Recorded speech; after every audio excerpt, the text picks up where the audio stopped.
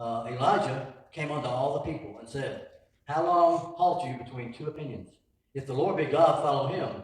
But if Baal, then follow him. And the people answered him not a word. They don't say a word. They don't move.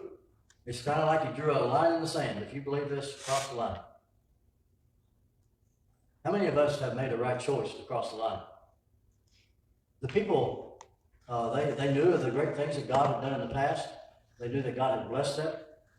And unfortunately, when Ahab became king, their influence, all of a sudden they are influenced into following a false god and doing things against the commandments of God. We as men and women, and I call you young people men and women because you're more a man than you are a child. But all of us have choices to make every day that we live. And if you do not make those choices, under the guidance of God, allowing God to help you, then you're liable to make the wrong choices. And when you make those wrong choices, of course, there's consequences. There's consequences to good choices and bad choices.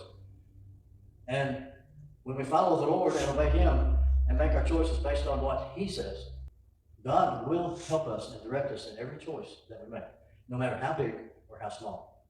And we must, in everything that we do in life, we must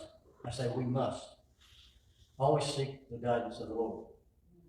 And as we look at Elijah's life, we realize that he is now giving the people a choice. Are you going to follow God? And it's come to the place in this nation that they are so much into idolatry that they can't even make a decision. They have forgotten the great things that God has done. And as we look and realize and understand that, all of a sudden, they are about to come to grips and realize who is really God and what he can really do.